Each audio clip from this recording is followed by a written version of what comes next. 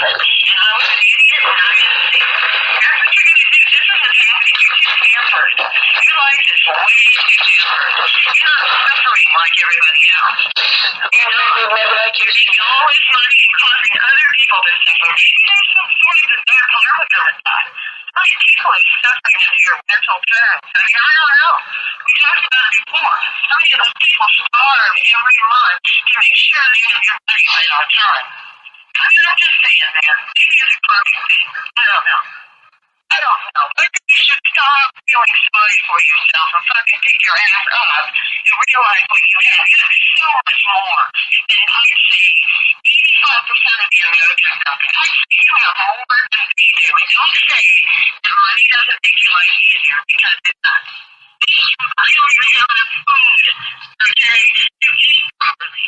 And you can go travel anywhere. You don't have a job you have to be at every day. And I'm not saying you didn't do a good job of what you did and you worked hard for where you are. That's fine. But you really lost touch of what you really have in life. There's like 85% of people in America would give anything to be in your position. You have, money and all of the crap. I can't even believe it, and I was an idiot and I didn't see it. That's what you're going to do. You're too pampered. Your life is way too pampered. You're not suffering like everybody else. You're not. You're making all this money and causing other people to suffer. Maybe it's some sort of a dark karma going by. How many people are suffering under your rental terms? I mean, I don't know, we talked about it before. How many of those people starve every month to make sure they have your money right on time? I am just saying, man, maybe it's some kind of dark karma thing. I don't know. I think you should stop feeling sorry for yourself and fucking pick your ass up and realize what you have. You have so much more than 85% of the Americans out there. Don't say money doesn't make your life easier, because it does. I don't even have enough food to eat properly. And you get to travel anywhere and you don't have a job that you have to be at. I am not saying you haven't done a good job and worked hard to be where you are, that's fine. But you really have lost touch with what you have in life. You have so much more than 85% of the Americans would do anything to have all of the crap. He's going to tell me what he thinks. He's going to tell me what he thinks. Well, he already thinks it's all my fault. I heard the video, so I heard the recording. Well, no. Cindy's fault. I already know, Kathy. I'm the scapegoat so that you don't ever have to take responsibility for anything in your fucking life. No, you did. You fucking royal. I can see it all over the place. But so did he, probably. I know what his infidelity level is going to be. I have no idea. I don't just, maybe this will help you. You guys can, maybe get the golden opportunity to speak your last. Because you just want to know every fucking one of those, you had a disclaimer. Every single one of them, that's understood. And the comment I told you, Kathy, is whatever you decide, it's your life, whatever you want to do, however you want to play it. I said it over and over and over and over, and you kept calling me and blaming everything on me. I don't know what's wrong with you. Well, he already thinks it all my fault. I heard videos, I heard the recording, it's all Cindy. I already know, Kathy. You never have to take responsibility for anything in your fucking life. You fucked up, Royal, I could see it all over the place. Never have to take responsibility for anything in your life. I put a disclaimer on everything, fucking one of those single things I said, every single one. I said, Kathy, it's your life, you do what you want to do. I said it over and over again, I said it over and over and over. If you realize your part in this, but you're not going to. Memo from you that says I hate your guts, get away from me forever and ever? Is that what you need? Oh, well, it'd be nice if you realize your part in this, but you're not going to, because you're not going to.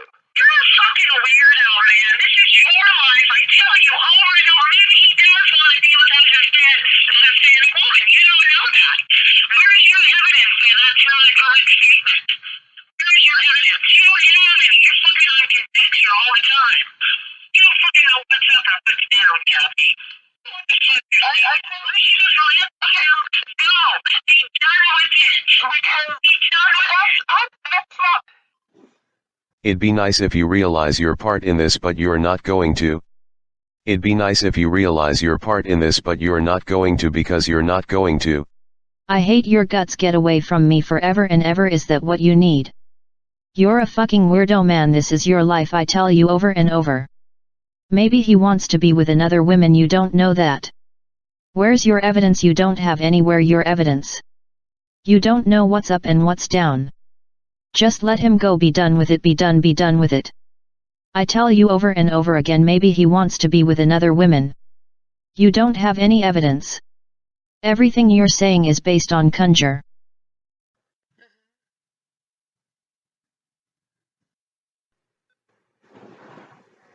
Easier to control and moldable.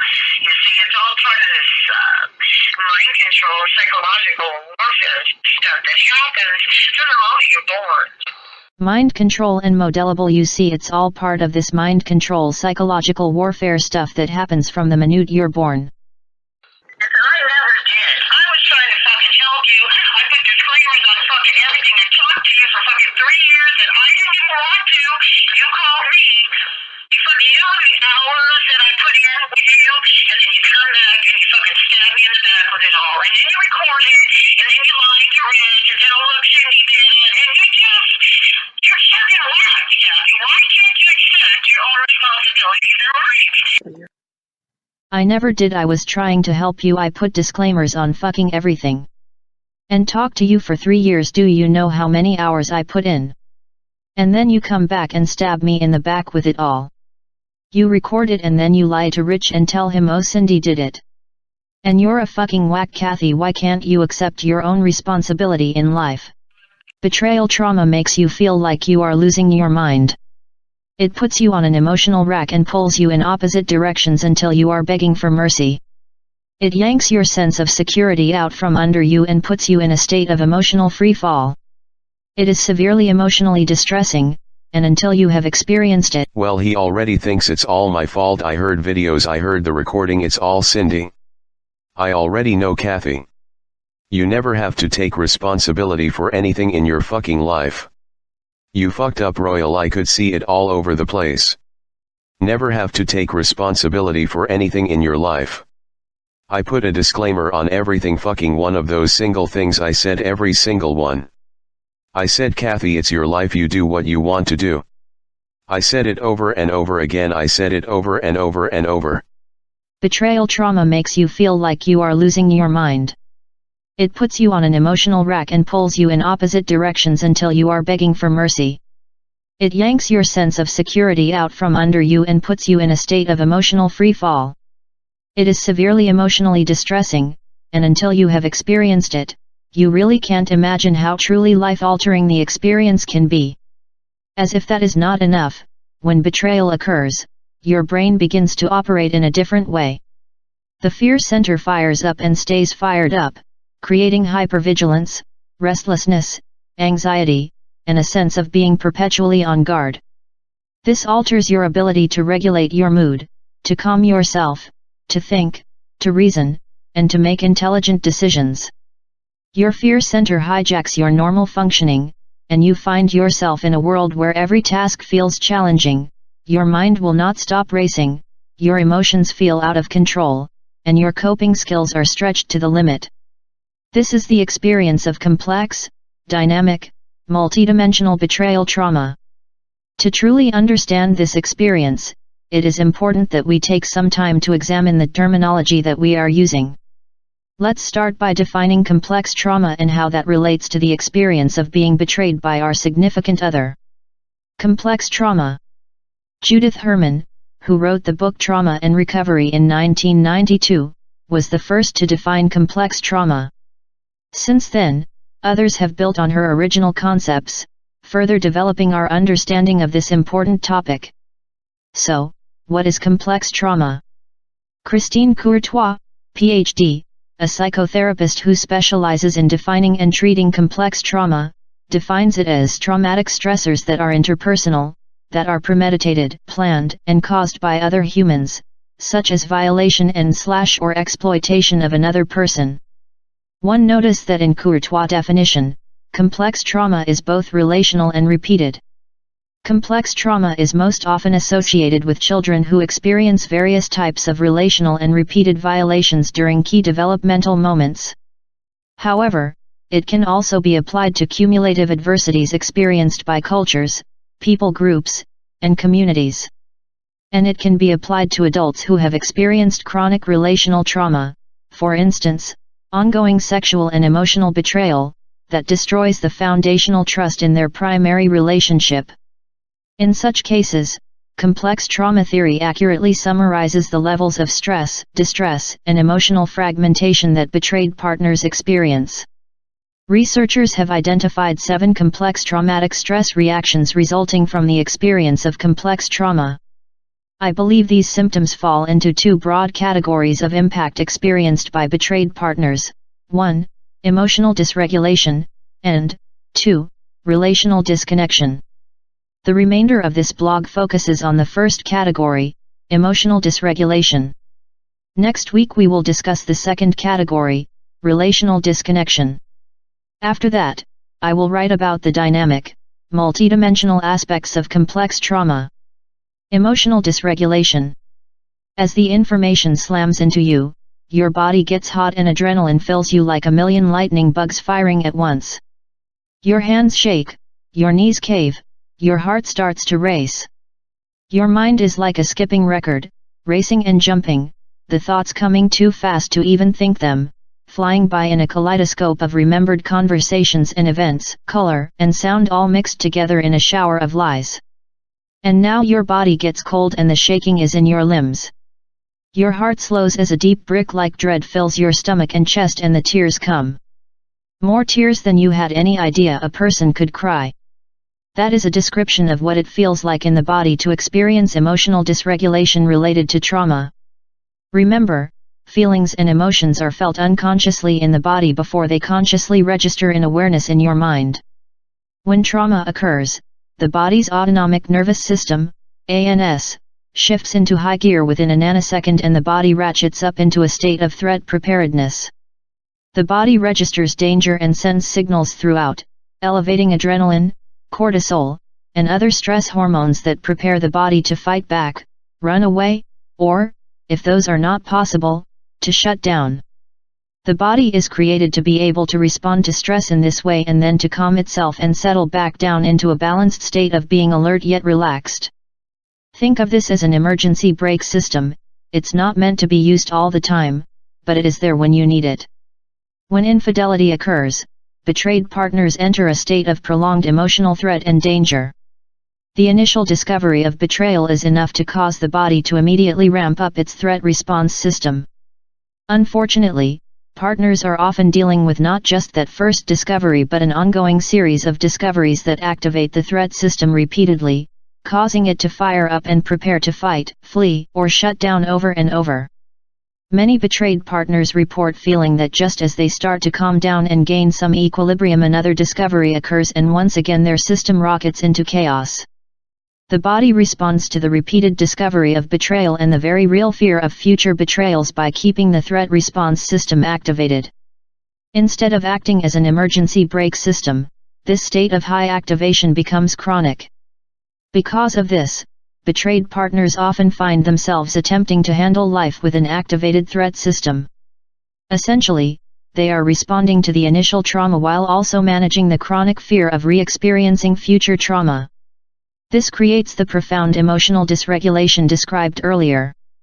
And this emotional dysregulation may be experienced daily, hourly, and even minute by minute, often over many weeks and months. Here are the key symptoms of complex trauma that are part of the experience of emotional dysregulation. Alterations in regulation of affective impulses. What this means in plain language is that you are now riding an emotional roller coaster where your emotions are big and change rapidly and often. Your ability to remain calm and to not be swept away by these heated emotions is limited due to the chronic state of activation that your body, brain, and mind are now in. Alterations in attention and consciousness. When your body's threat response system is activated, it impacts your prefrontal cortex, the part of your brain that helps you to pay attention, focus, make decisions, and assign meaning to what is happening. As a result, betrayed partners report difficulty in concentrating, remembering things, tracking information, and staying present. Somatization and/or medical problems. Bessel van der Kolk, one of the world's leading trauma researchers, wrote a book a few years ago and brilliantly named it The Body Keeps the Score. And indeed, it does. Prolonged stress impacts health significantly.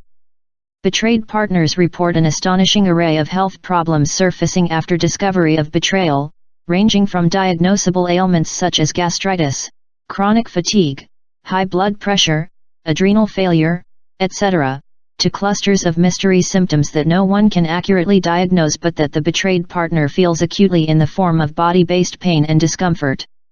If you are experiencing any or all of these things to one degree or another as a result of your partner's betrayal, you are likely feeling the effects of emotional dysregulation resulting from complex trauma. It's not uncommon to go to someone, especially a so-called sister, and seek validation. It's true you're looking outside for validation, and if you happen to come across a person who's a master manipulator psychopathic level, they can brainwash you and do mind control. And trauma bonding, also known as putting you into the web. And the list goes on. And you're unsuspecting it, or you underestimate how dangerous these people truly are.